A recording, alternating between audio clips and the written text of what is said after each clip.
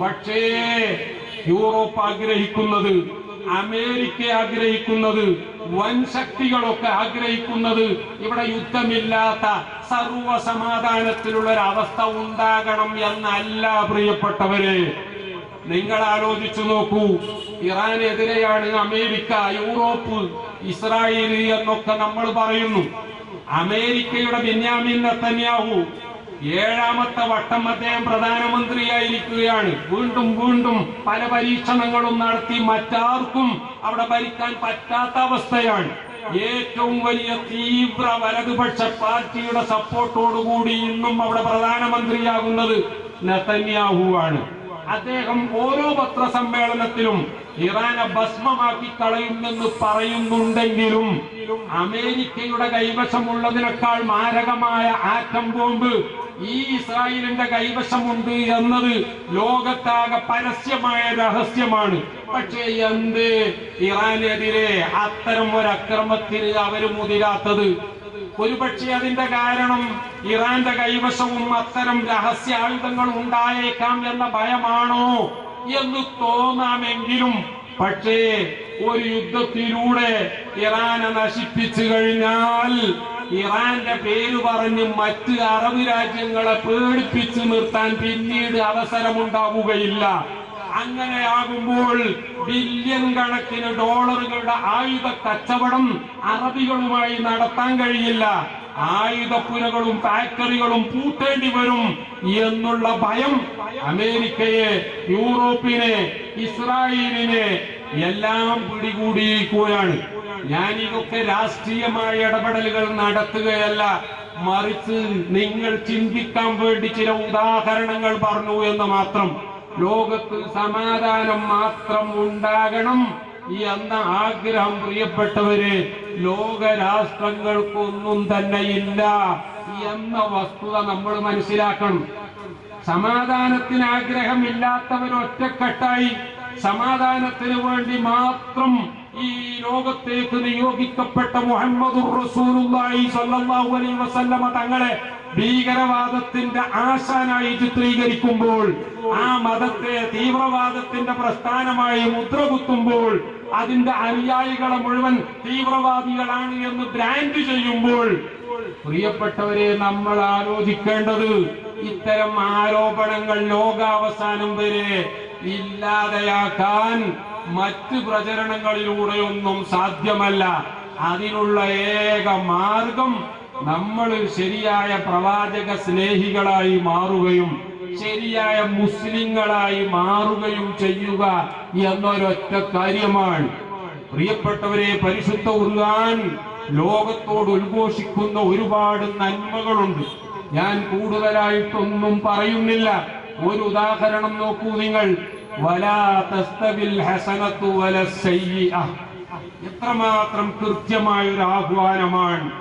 നന്മയും തിന്മയും അത് രണ്ടും ഒരിക്കലും ഈക്വൽ അല്ല, അതൊരിക്കലും ബലാബലമല്ല, അവ രണ്ടും സമമാവുകയേ ഇല്ല.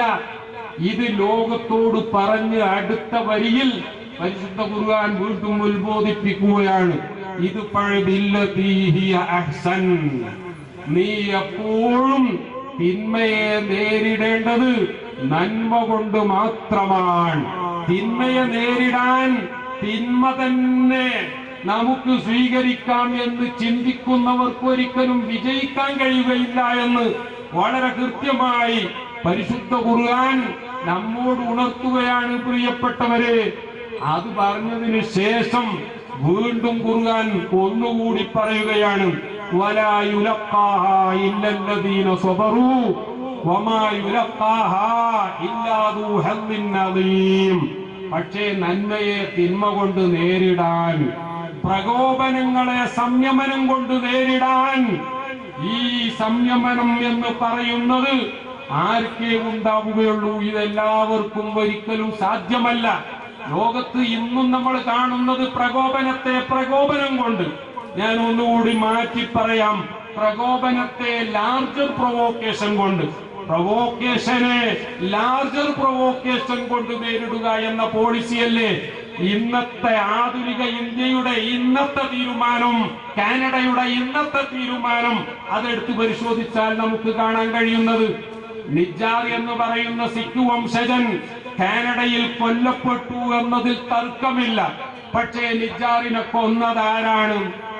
ഇന്ത്യയുടെ ഏജന്റുമാരാണ് എന്ന് Canadian prime minister Trudeau Canadian പാർലമെന്റിൽ അവിടത്തെ ജനപ്രതിനിധി സഭയിൽ വളരെ കൃത്യമായി വ്യക്തമായ ഭാഷയിൽ ആരോപിക്കുകയുണ്ടായി. എന്താണ് തെളിവ്? ആവശ്യമായ മുഴുവൻ തെളിവും ഉണ്ട് എന്ന് അദ്ദേഹം പറഞ്ഞുവെങ്കിലും പാർലമെന്റിന്റെ മേശപ്പുറത്ത് പോലും ആ തെളിവുകൾ അദ്ദേഹം സമർപ്പിച്ചിട്ടില്ല എന്നാണ് ഈ നിമിഷം വരെ അന്താരാഷ്ട്ര വാർത്ത നിരീക്ഷിച്ച എനിക്ക് മനസ്സിലാക്കാൻ പറ്റിയത്. ഇന്ത്യയും പറയുകയുണ്ടായി, ഇതിനു വേണ്ട തെളിവുകളുടെ ഒരു തരി പോലും ഞങ്ങൾക്ക് കാനഡ നൽകിയിട്ടില്ല. പാർലമെന്റിന്റെ മുന്നിൽ അത്തരമൊരു പ്രസ്താവന നടത്താൻ ജസ്റ്റിൻ ട്രൂഡോയെ പ്രേരിപ്പിച്ചത് എന്താണ്? അദ്ദേഹത്തിന്റെ ഗവൺമെന്റിനെ താങ്ങി നിർത്താൻ ഈ സിഖ് തീവ്രവാദികളുടെ സപ്പോർട്ട് കിട്ടുന്ന ഒരു പാർട്ടി അവിടെയുണ്ട്, അവിടെ 2 MP-മാരുടെ സപ്പോർട്ടുണ്ട് എന്നത് മാത്രമാണോ?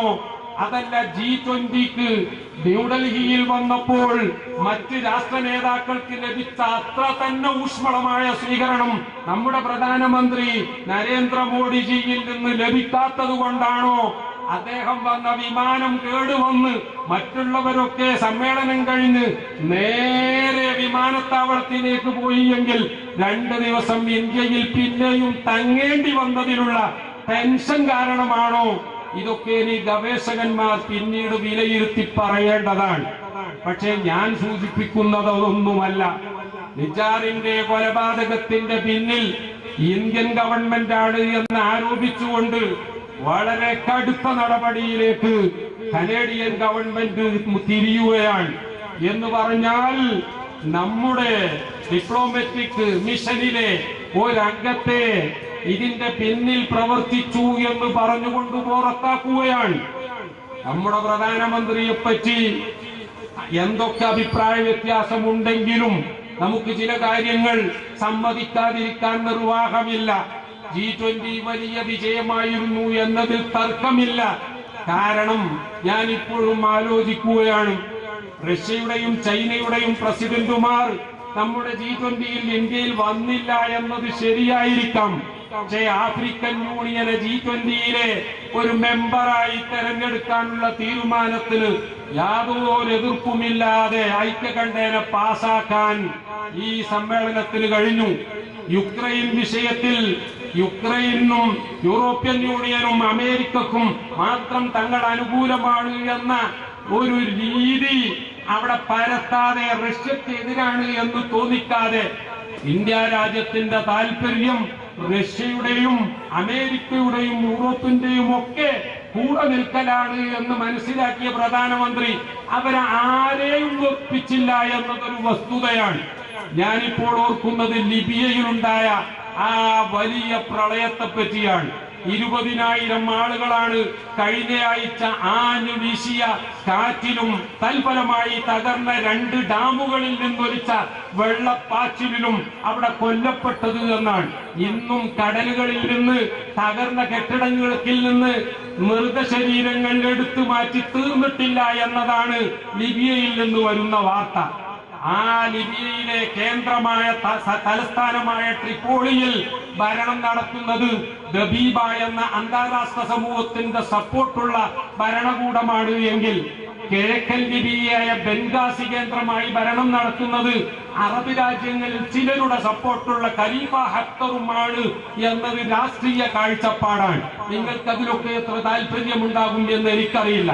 ഞാനിവിടെ ഊന്നി പറയുന്നത് തുർക്കിയിലെ റജബ് തയ്യിബ് എർദോഗാൻ ഗവൺമെന്റ് എന്ന തലത്തിൽ അദ്ദേഹം സപ്പോർട്ട് ചെയ്യുന്നത് ട്രിപ്പോളിയിലെ ഭരണകൂടത്തെയാണ് എങ്കിൽ ഈ പ്രളയം വന്നപ്പോൾ അദ്ദേഹം ഒരുപാട് വിമാനങ്ങളിൽ ദുരിതാശ്വാസ സാധനങ്ങളുമായി ലിബിയയുടെ കിഴക്കൻ നഗരമായ ഖലീഫ ഹഫ്തറിന്റെ ആ അധികാരത്തിൽ കഴിയുന്ന ബെൻഗാസി എയർപോർട്ടിൽ തന്നെ കൊണ്ടുചെന്നിറക്കി ആ ദുരിതാശ്വാസങ്ങൾ ഏറ്റവും കൂടുതൽ പ്രളയം ബാധിച്ച ദർന എന്ന നഗരത്തിലേക്ക് എത്തിക്കാൻ തയ്യാറായ വാർത്ത അന്താരാഷ്ട്ര ചാനലുകളായ BBC-യും CNN-ഉം അതേപോലെ തന്നെ ഫോക്സ് ന്യൂസും ഫ്രാൻസ് 24-ഉം ഒക്കെ കൈകാര്യം ചെയ്ത വിധം ഇതാണ് ഏറ്റവും വലിയ ഡിപ്ലോമസി എന്ന് രേഖപ്പെടുത്തുകയാണ്. എന്ന് പറഞ്ഞാൽ കേന്ദ്രത്തിലെ ഗവൺമെന്റിന്റെ സപ്പോർട്ടറായി നിലനിൽക്കുമ്പോൾ തന്നെ കിഴക്ക് ബംഗാസിയിലെ ഗവൺമെന്റിനെ ഒരിക്കലും വെറുപ്പിക്കാതെ അവിടെയും ഇടപെട്ടു സഹായം ചെയ്തു. ഇതാണ് റജബ് തയ്യിബ് എർദോഗാൻ ചെയ്തത് എങ്കിൽ അതേ നയമാണ് ഇന്ത്യ രാജ്യത്ത് മോഡി G20 സംഘടിപ്പിച്ചപ്പോൾ ചെയ്തത് എന്ന് ചില ചാനലുകൾ റിപ്പോർട്ട് ചെയ്തത് ഇപ്പോൾ എനിക്ക് ഓർമ്മ വരികയാണ്. ഞാൻ പറഞ്ഞത് അത്തരം ചില ഡിപ്ലോമസികൾ നമ്മുടെ രാജ്യത്തിന്റെ താല്പര്യം എന്താണ് എന്ന് നോക്കി ചെയ്യേണ്ടി വരും. അതിലാർക്കും തർക്കമില്ല. പക്ഷേ അത്രയും വളരെയധികം ചിന്തിച്ചുകൊണ്ട് ചെയ്യുന്ന പ്രധാനമന്ത്രിയാണ് എന്ന് മറ്റ് പലരും അഭിപ്രായപ്പെട്ട മോഡിജി പ്രധാനമന്ത്രിയായപ്പോൾ കണ്ടോ, നമ്മുടെ രാജ്യത്തിന്റെ ആഭ്യന്തര പ്രശ്നങ്ങളിൽ ഇടപെടുകയാണ് അവിടെ കാനഡ ചെയ്തത് എന്ന് വ്യാഖ്യാനിച്ചുകൊണ്ട് ടിറ്റ് ഫോർ ടാറ്റ്, അടിക്ക് അടി എന്നുള്ളൊരു രീതി ഇന്ത്യ ഗവൺമെന്റ് സ്വീകരിച്ചു. ന്യൂഡൽഹിയിലെ കനേഡിയൻ മിഷനിൽ അതേ സ്ഥാനം വഹിക്കുന്ന ഉദ്യോഗസ്ഥനെ പുറത്താക്കാൻ, അതേപോലെ തന്നെ ലോകത്ത് എവിടെയുമുള്ള ഇന്ത്യൻ മിഷനുകളിൽ നിന്ന് ഒരിക്കലും കനേഡിയൻ പൗരന്മാർക്ക് വിസ നൽകില്ല എന്ന് തീരുമാനിക്കാൻ നമ്മുടെ രാജ്യം തീരുമാനമെടുത്തത് ഇന്നത്തെ പത്രങ്ങളിൽ നിങ്ങളൊക്കെ വായിച്ചിട്ടുണ്ടാവും. ഈ ഉദാഹരണം ഞാൻ എന്തിനാ കൊണ്ടുവന്നത്? നിങ്ങൾ ഒരുപക്ഷെ സംശയിക്കും, ഈ ഉസ്താദ് എന്തൊക്കെയാണ് ഈ പറയുന്നത്? ഞാൻ പറയുന്നത് മറ്റൊന്നുമല്ല. എന്താണെന്നറിയാമോ? ലോകത്ത് സഹിഷ്ണുത, അന്താരാഷ്ട്ര കാര്യങ്ങൾ പരിശോധിച്ചാലും ദേശീയ കാര്യങ്ങൾ പരിശോധിച്ചാലും പ്രാദേശിക കാര്യങ്ങൾ പരിശോധിച്ചാലും ഒക്കെ ജനങ്ങളുടെ ചിന്ത തന്നെ മാറിയിരിക്കുകയാണ്. ഇങ്ങോട്ടടിച്ചാൽ അതിന് കൂടുതലായി വോള്യം കൂട്ടിക്കൊണ്ട് സ്ട്രോങ് വർദ്ധിപ്പിച്ചുകൊണ്ട് തിരിച്ചടിക്കുക എന്നുള്ള ഒരു നയത്തിലേക്ക് ലോകം മുഴുവൻ മാറിയിരിക്കുകയാണ്. ഈ ഒരു കാഴ്ചപ്പാട് ലോകത്ത് നിലനിൽക്കുകയാണെങ്കിൽ എന്റെ ചോദ്യം, സമാധാനം എങ്ങനെ നമുക്ക് സാക്ഷാത്കരിക്കാൻ പറ്റും? സൗദി അറേബ്യയിലെ മുഹമ്മദ് ബിൻ സൽമാൻ MBS അവിടുത്തെ ക്രൗൺ പ്രിൻസ് ആണ്. മെനിയാന്ന് അദ്ദേഹത്തെ ഇന്റർവ്യൂ ചെയ്തു. മാർക്ക് എന്ന് പറയുന്ന ലോകോത്തര പത്രപ്രവർത്തകൻ, അദ്ദേഹം ഫ്രാൻസ് 24 ചാനലിലെ ഇന്റർവ്യൂ സംഘടിപ്പിക്കുന്ന ആളാണ്. മാർക്ക് MBS-നോട് ഒരു ചോദ്യം ചോദിക്കുന്നുണ്ട്. ഇറാൻ ആണവായുധം നേടുന്നത് എന്തിനാണ് നിങ്ങൾ ഭയപ്പെടുന്നത്? MBS വളരെ കൃത്യമായി മറുപടി പറയുന്നു, ഇറാൻ എന്നല്ല, ലോകത്ത് ഒരു രാജ്യവും ആണവായുധ ശക്തിയാകുന്നത് ഞങ്ങൾ ഇഷ്ടപ്പെടുന്നില്ല. കാരണം ആണവായുധം ഉണ്ടായിട്ട് എന്താണ് കാര്യം?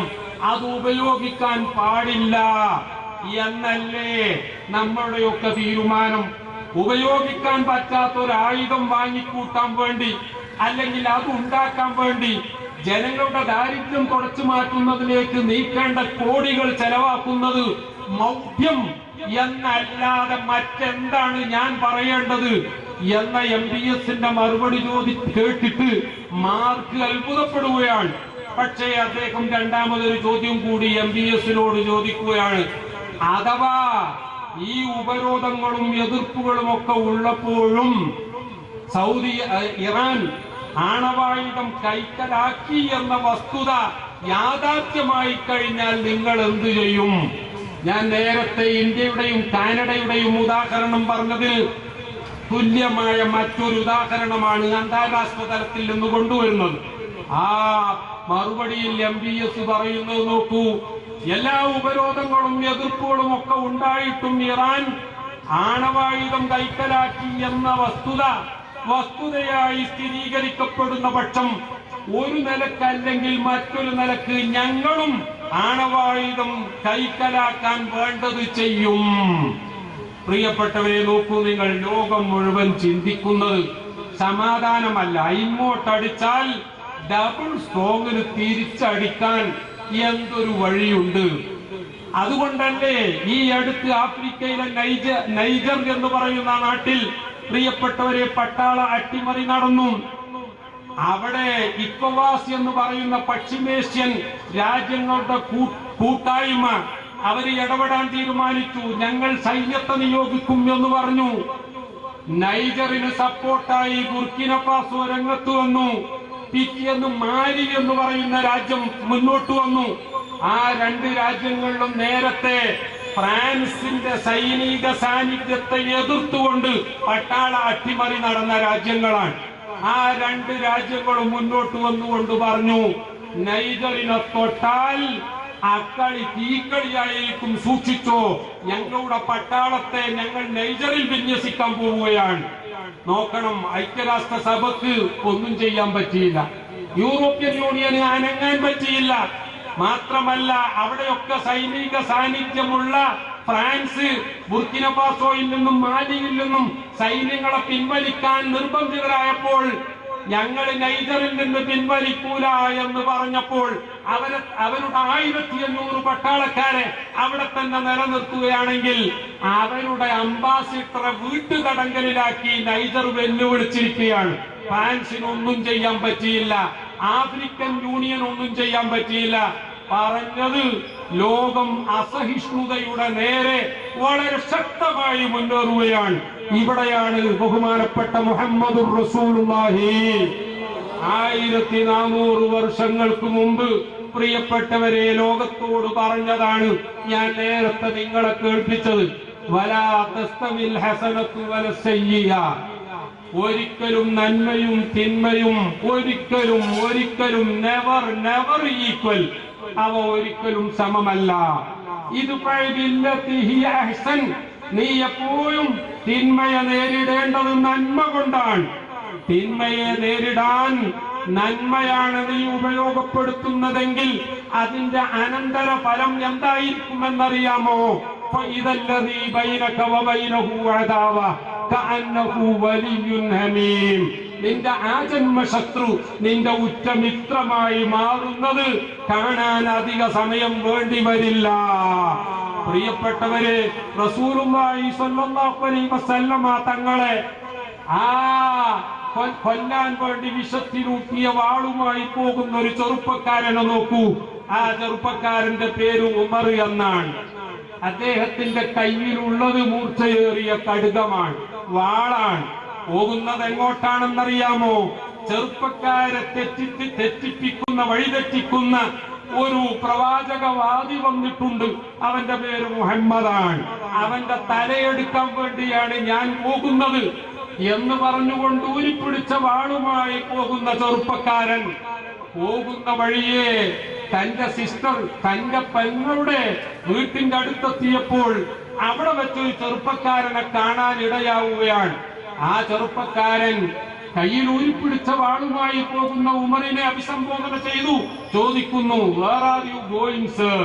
എവിടെ പോവുകയാണ്? ഉമർ പറഞ്ഞു, ഞാൻ മുഹമ്മദിന്റെ അടുത്ത് പോവുകയാണ്. എന്തിന്? തലയെടുക്കാൻ പോവുകയാണ്. എന്താ പ്രശ്നം? ഉമർ വളരെ ഓപ്പണായി പറഞ്ഞു. ചെറുപ്പക്കാരെ മുഴുവൻ വഴിതെറ്റിക്കുകയാണ്, അവരെ പുതിയ മതത്തിലേക്ക് ക്ഷണിക്കുകയാണ്. ഇത് ഈ നാട്ടിൽ ഒരിക്കലും ഞാൻ അനുവദിക്കുകയില്ല. ഇപ്പൊ പോയി തല മുറിച്ച് ഞാൻ കൊണ്ടുവരും. ഓ, എന്നാൽ ഡോണ്ട് ബി ഹറി, ധൃതി കൂട്ടണ്ട. നീ ആദ്യം ഒരു കാര്യം ചെയ്യും, നിന്റെ സ്വന്തം പെങ്ങളുടെ വീട്ടിൽ പോ. ആ വീട്ടിൽ പോയിട്ട് നീ ഒന്ന് നിന്റെ പെങ്ങളെയും അളിയനെയും നന്നാക്ക്. കാരണം അവര് രണ്ടുപേരും നീ ഇപ്പോൾ ഈ പറഞ്ഞ ചെറുപ്പക്കാരെ വഴിതെറ്റിക്കുന്നു എന്ന് പറഞ്ഞ മുഹമ്മദില്ലേ, ആ മുഹമ്മദിന്റെ അനുയായികളായി മാറിയിട്ടുണ്ട്. നീ നേരെ അവിടെ ചെല്ല്, എന്നിട്ട് പോകാം മുഹമ്മദിന്റെ തലയെടുക്കാൻ. ഇത് കേട്ട ഉമർ അല്പം പോലും ശങ്കിച്ചു നൽകാതെ സ്വന്തം പെങ്ങളുടെ വീട്ടിലേക്ക് പോവുകയാണ്. വാതില് പുറത്ത് അദ്ദേഹം എത്തിയപ്പോൾ അകത്ത് നിന്നൊരു പ്രത്യേക ശബ്ദം കേൾക്കുന്നു. ആ ശബ്ദം കേട്ടപ്പോൾ ഉമറിന് മനസ്സിലായി, തന്റെ പെങ്ങളും അളിയനും പുതിയ പാർട്ടിയിൽ ചേർന്നിരിക്കുകയാണ്. അതിന്റെ ചില പാഠങ്ങൾ അഭ്യസിക്കുകയാണവർ. കതകിൽ മുട്ടി, തുറക്കുന്നില്ല. വീണ്ടും മുട്ടി.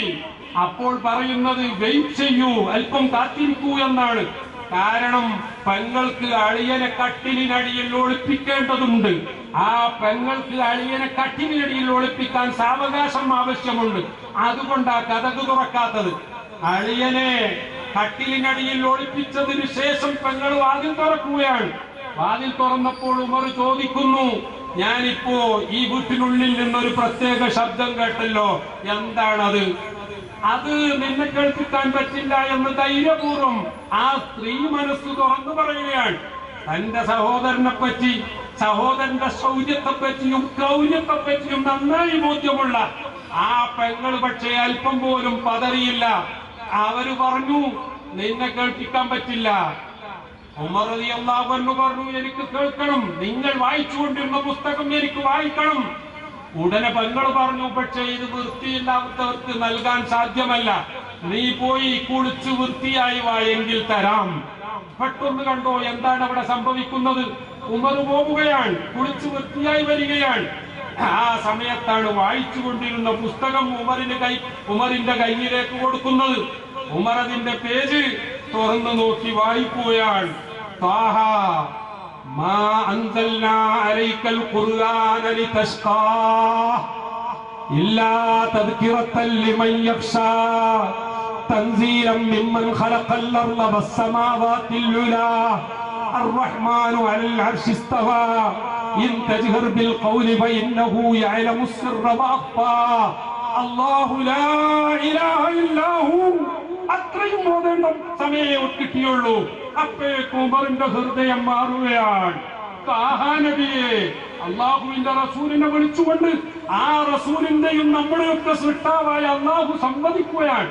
നോക്കണം, സൃഷ്ടിയെ വിളിച്ചുകൊണ്ട് സൃഷ്ടാവ് എത്ര സ്നേഹസമൃദ്ധമായ ഭാഷയിലാ സംസാരിക്കുന്നത്. ത്വാഹാ, വല്ലാത്തൊരു വിളി. ത്വാഹ വിളിച്ചുകൊണ്ട് പറയുന്ന കാര്യം എന്താ? മാ അൻസൽനാ അലൈക്കൽ ഖുർആന ലിതശ്ഖാ.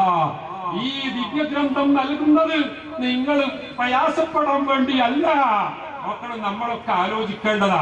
നമ്മൾ ഈ വേദഗ്രന്ഥത്തിന്റെ ആളുകളായത് നമ്മൾ കഷ്ടപ്പെടാൻ വേണ്ടിയോ, നമ്മൾ മറ്റുള്ളവരുടെ ദൃഷ്ടിയിൽ ഒന്നിനും കൊള്ളാത്തവരായി മാറാൻ വേണ്ടിയോ ഒന്നുമല്ല പ്രിയപ്പെട്ടവരെ.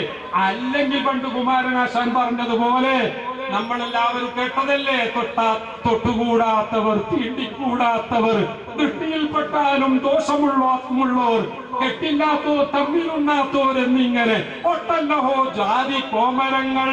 പ്രിയപ്പെട്ടവരെ, ഇത് കുമാരനാശൻ എഴുതിയത് എന്തിനാണ് എന്നതിനെ സംബന്ധിച്ച് തർക്കമുണ്ടെങ്കിലും അന്നത്തെ ജാതി വ്യവസ്ഥ അതായിരുന്നു എന്ന് കുമാരനാശൻ പറഞ്ഞു എങ്കിൽ നമ്മുടെ മന്ത്രി മിയാന്ന് പറഞ്ഞത് അതേ ജാതി വ്യവസ്ഥ ഇന്ന് എന്റെ കേരളത്തിലുമുണ്ട് എന്ന് അദ്ദേഹം പറയുകയുണ്ടായി. മാത്രമല്ല, ഉദയനിധി സ്റ്റാലിൻ തമിഴ്നാട്ടിൽ അത്തരം ജാതി വ്യവസ്ഥയെ വളരെ ശക്തമായി ആക്ഷേപിച്ച് മുന്നോട്ട് വന്നത് ഞാൻ അതിലേക്കൊന്നും കടക്കുന്നില്ല പ്രിയപ്പെട്ടവരെ. സനാതന ധർമ്മം എന്താണെന്നോ സനാതന മൂല്യങ്ങൾ എന്താണെന്നോ അതിലേക്കൊന്നും ഞാൻ കടക്കുന്നില്ല. ഞാൻ പറഞ്ഞു വന്നത് പ്രിയപ്പെട്ടവരെ, പരിശുദ്ധ ഖുർആൻ പറയുകയാണ്, നിങ്ങൾ അൺടച്ചബിൾ ആകാനോ മറ്റുള്ളവരുടെ മുന്നിൽ നിങ്ങൾ ഒന്നിനും കൊള്ളാത്തവരാകാനോ അല്ല. മാ അൻസൽനാ അലൈക്കൽ ഖുർആന ലിതശ്ഖാ. നിങ്ങൾ കഷ്ടപ്പെടാൻ വേണ്ടിയോ പ്രയാസപ്പെടാൻ വേണ്ടിയോ അല്ല ഈ ദിവ്യഗ്രന്ഥം നിങ്ങൾക്ക് നൽകിയിട്ടുള്ളത്. ഇതനുസരിച്ച് നിങ്ങൾ ജീവിച്ചാൽ പ്രപഞ്ചത്തിന്റെ മുഴുവൻ സൃഷ്ടാവിന്റെ ഇംഗിതത്തിന് വഴങ്ങിയവരായി നിങ്ങൾ മാറും. അങ്ങനെ സൃഷ്ടാവിനനുസരിക്കുന്ന സൃഷ്ടികളായി നിങ്ങൾ മാറിയാൽ സൃഷ്ടാവ് തയ്യാറാക്കിയ സ്വർഗത്തിലേക്ക് നിങ്ങൾക്ക് കടന്നു ചെല്ലാം എന്നതാണ് പരിശുദ്ധ ഖുർആൻ പ്രഖ്യാപിച്ചത്. എങ്കിൽ അത് വാങ്ങി വായിച്ച ഉമർ ഇബ്നുൽ ഖത്താബ് റളിയല്ലാഹു അൻഹു പ്രിയപ്പെട്ടവരെ, ആ വാളുമായി അതാ റസൂലുള്ളാഹി സ്വല്ലല്ലാഹു അലൈഹി വസല്ലമ തങ്ങളുടെ ഹദ്റത്തിലേക്ക് പോവുകയാണ്. ബഹുമാനപ്പെട്ട ഇബ്നു അബ്ബാസ് റളിയല്ലാഹു അൻഹുമ റസൂലുള്ളാഹി സ്വല്ലല്ലാഹു അലൈഹി വസല്ലമ തങ്ങളുടെ വീട്ടിൽ കാവൽക്കാരനായുണ്ട്. അദ്ദേഹം ദൂരത്തേക്ക് ഇടക്കിടക്ക് നോക്കുന്നുണ്ട്. കാരണം ശത്രുക്കളുടെ ഭീഷണി ഒഴിയാത്തൊരു സമയമാണ്. അതുകൊണ്ട് തന്നെ ആരാ വരുന്നത് എന്ന് ഇടക്കിടക്ക് ശ്രദ്ധിച്ചുകൊണ്ടേ. ഉമർ റളിയല്ലാഹു അൻഹുവിന്റെ രൂപം തന്റെ കണ്ണിൽപ്പെട്ടപ്പോൾ ഭയവിഹ്വലനായ ഇബ്നു അബ്ബാസ് റളിയല്ലാഹു അൻഹു അല്ലാഹുവിന്റെ റസൂലിനോട് പറയുകയാണ്, തങ്ങളെ സംഗതി അത്ര പഥ്യമല്ല, എനിക്ക് തോന്നുന്ന എന്തോ ഒരു പന്തികേട് തോന്നുന്നു. ഉമർ കയ്യിൽ വാളുമായി വരുന്നുണ്ട്. അല്ലാഹുവിന്റെ റസൂൽ ആരാ പ്രിയപ്പെട്ടവരെ? സാധാരണക്കാരാണെന്നോ മരിച്ചാൽ ദുർഗന്ധം കൊണ്ട് മറ്റുള്ളവർ ബുദ്ധിമുട്ടാതിരിക്കാൻ വേണ്ടിയാണ് കുഴിച്ചിട്ടത് എന്നൊന്നും പറയുന്നവർ യഥാർത്ഥ മുസ്ലിം അല്ല എന്ന് പറയുക തന്നെ വേണം. ഞാൻ വിശദീകരണത്തിലേക്ക് കടക്കുന്നില്ല. അള്ളാഹുവിന്റെ റസൂൽ ആരാ? അള്ളാഹുവിന്റെ റസൂലും സിദ്ദീഖുൽ അക്ബർ റളിയല്ലാഹു അൻഹു മാത്രം ഒരു ഗുഹയിൽ അകപ്പെട്ട സംഭവം നിങ്ങൾക്ക് ഓർമ്മയില്ലേ? ശത്രുക്കളതാ തെരഞ്ഞു വരുന്നു. അവര് രണ്ടുപേരും കഴിഞ്ഞുകൂടുന്ന ആ ഗുഹയുടെ തൊട്ടുമേലെ അവരെത്തിയിരിക്കുകയാണ്. സിദ്ദീഖ് റളിയല്ലാഹു അൻഹു മേൽപോട്ട് നോക്കിയപ്പോൾ ആ ഗുഹക്കുള്ള ദ്വാരത്തിലൂടെ കാണുകയാണ് ശത്രുക്കളുടെ കാൽപാദങ്ങൾ. അവരെങ്ങാനും ഒന്ന് താഴോട്ട് നോക്കിയാൽ തീർച്ചയായിട്ടും ആ ഗുഹയിൽ ഒളിച്ചിരിക്കുന്നവരെ കാണും. അതോടുകൂടി ഈ പ്രസ്ഥാനം മുളയിലെ എന്നുള്ളപ്പെടും എന്ന് ബോധ്യമുള്ള സിദ്ദീഖുൽ അക്ബർ റളിയല്ലാഹു അൻഹു പറഞ്ഞു, തങ്ങളെ അവരെത്തിക്കഴിഞ്ഞു, എന്താ ചെയ്യ, രക്ഷപ്പെടുമോ? അല്ലാഹുവിന്റെ റസൂൽ ഒറ്റ ചോദ്യ ചോദിക്കുന്നത്, മാ ലന്നുക ബിസിനൈനി വല്ലാഹു സാലിസുഹുമാ. നമ്മൾ രണ്ടുപേരാണെങ്കിലും നമ്മുടെ കൂടെ അല്ലാഹ് എന്ന ഒരു മൂന്നാമത്തെ ശക്തി ഉണ്ടെങ്കിൽ പിന്നെ നീ എന്തിനാ പേടിക്കുന്നത്? എന്തായിരുന്നു അല്ലാഹുവിന്റെ